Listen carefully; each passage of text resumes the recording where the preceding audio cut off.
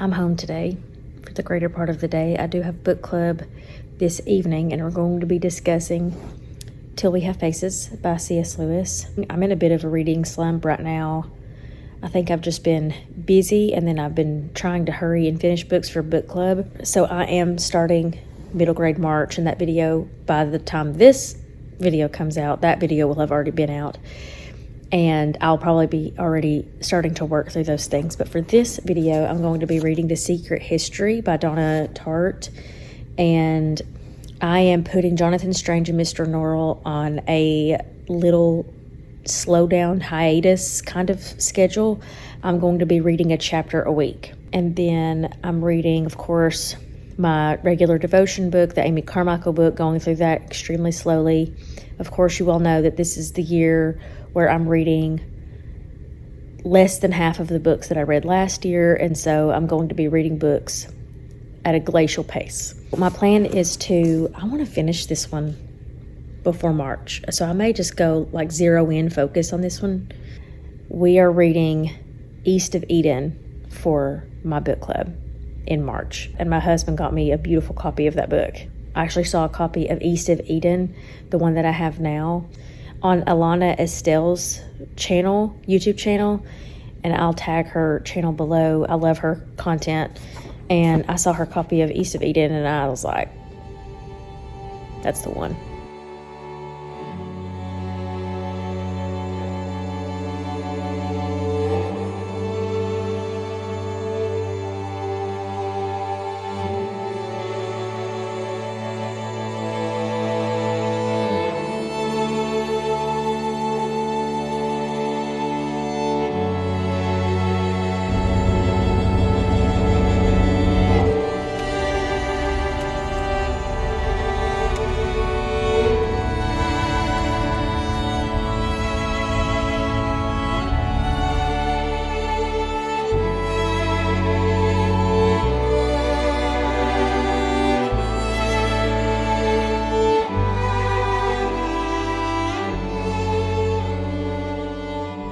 We just stopped by and got donuts at a local donut truck here. The people that run it are our friends. They're just so sweet, so I always like to stop by and support them. We just went to the library and had a good time. Man, people in my town beep at each other way more often nowadays. I'm from a small town, and it did not used to be that way. I'm gonna drink my coffee, and then I really would like to stop by either Walmart or Hobby Lobby and pick up some ribbon. I've been watching Melissa, Malissa. I've been watching her videos, and I absolutely love her content so much. And she's been using ribbons as bookmarks in her books, and it just looks so pretty and dainty. And I've already picked out some ribbon that I'd like to get at Walmart, and we may do a little bit of pre-K stuff. Sounds fun. Some learning time. Some learning time. Yes, that would be good.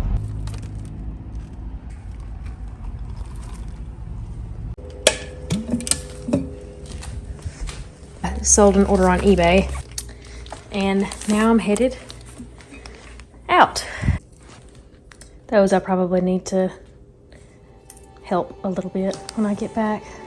And an absolutely stunning day.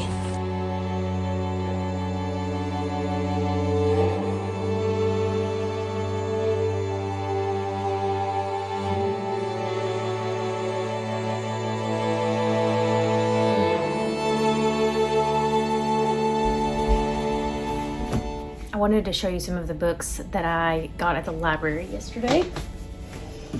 This is called The Celestial Omnibus and The Eternal Moment, and it just has short stories in it. I've never read anything by E.M. Forster, and so I thought this was just a stunning cover. Next is for middle grade March, The Penderwicks, a story or a summer tale of 4 sisters, 2 rabbits, and a very interesting boy by Jeanne Birdsall. Just a stunning cover. Then I almost didn't pick this one up, but I saw it on the way out, and it's called The Trumpeter of Krakow. Absolutely love the cover of this. For well over 30 years, Eric P. Kelly's Newbery Award winner has brought the color and romance of ancient times to young readers. Today, The Trumpeter of Krakow is as absorbing and dramatic as when it was first published in 1928. And it says, filled with mystery and excitement, the book is much more than a rousing adventure story, which would fit another requirement. Out of his great love of Poland and its history, Mr. Kelly painted a vivid picture of the political and social life of Krakow in the early Renaissance. Really excited about this. It says Eric P. Kelly was a student of Slavic culture for most of his life, and he wrote The Trumpeter of Krakow while teaching and studying at the University of Krakow. I wanted to do a quick update on The Secret History by Donna Tartt. I was pleasantly surprised that there are not explicit sex scenes in this book. There are references to it, allusions to it, but there's nothing that's been like, okay, I'm going to put this one down and DNF it. There are some curse words in it, some F words. There has been taking the Lord's name in vain in various ways, which always bothers me. There's that. But I feel like if a book is so riddled with cursing, like every other page, the writer can't write. They have to find a way to sort of draw out a striking moment, have a shock factor for the reader, and so they cuss. And I just think that that's terrible writing. I really do think that something that I enjoy about her writing is she does a great job of not being overly descriptive about the characters and overly descriptive about things that I just really don't care about and want to move past. So this story, if you're not familiar with it, is about a group of college students who are attending a college in Vermont. Our main character is from California. He hates his life. He goes and signs up to take some courses with his guidance counselor, and then decides to switch to take all of his courses with just one guidance counselor, which is not the usual.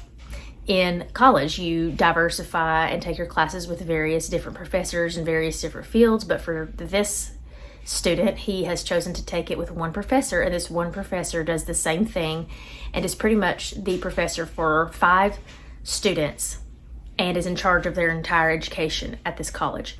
Now, if you don't want to be spoiled, which I will say this is in the preface, so I told you so, that I'm about to tell you what's in the preface. One of the main characters in this story is killed.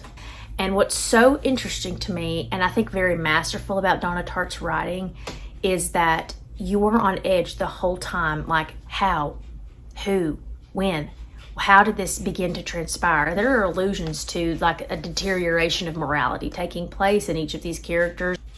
At the beginning of the book, the author has told us what the ending is, but we are not clear on how we get there. Here's the thing that I love about her writing is that there are dark undertones going on here. These people don't love God. They live and lead lives and are surrounded by people who lead lives who also don't love God. And of course, I'm coming to this from a biblical Christian perspective and worldview. This is just the reality of you are never in a neutral position as a human being. You're never becoming better apart from God. And I think that this is a good case study of that, of the things that they behold, the things that are important to them, they become. And that, I think, if I'm guessing, is where the book is going to lead. I'm hoping that this book will not get too dark. If it does get too dark, I will DNF it. I don't want to fill my mind with that, even for the sake of the story. Also, I kind of got the perfect ribbon for some of these library books. Then there's also, I love this color. It's like a pinkish, very, very like tan peach. And then this yellow one would even look really cute. While I'm here, I'll show you a few of the books that I don't think I showed you guys that I got for Christmas, and it's February. This is what my husband got me. It's The Return of Sherlock Holmes, Harper Muse Classics Painted Editions. So my husband and I also have a haul coming from the book outlet, and I already picked one of these up at Books A Million a couple weeks ago, but it's by W.B. Yeats. This is his These are his collected poems, and these are like little tiny miniature books. My husband bought me this edition of East of Eden, the one that I was talking about a couple days ago. I absolutely love this so much. So we're reading this for my book club this month. We're reading The Secret Garden for middle grade March. So I wanted a pretty edition of this. Look at the inside.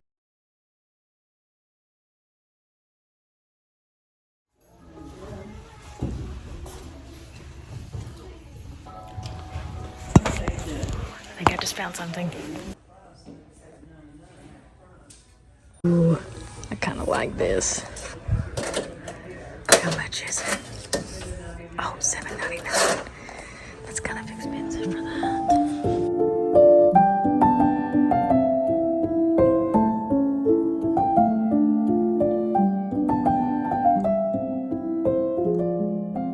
Let's talk about The Secret History. I DNF'd this as of a few moments ago. It is too dark. I think that it has a good lesson, and I think it's going to have a good lesson, just about morality and evil and about what we allow ourselves, apart from God, to justify. I'm not interested in finding out what happens. I'm sure that it's very riveting and probably has some good points. I just cannot continue to read something that takes the Lord's name in vain so many times. I mean, seriously, every page now that I've gotten to this point, like, don't do it. Just write the story. Why is it his name? You know, why do you have to take his name in vain? I'm very annoyed and sensitive to that. Some of the things that the characters are starting to get into, they're trying to sort of go outside of themselves and have these experiences that are similar to those that were prescribed in like ancient times, what some of these philosophers recommended or wrote about. And it's really weird, and it's gotten gruesome, and it's just not worth it to me. I don't recommend.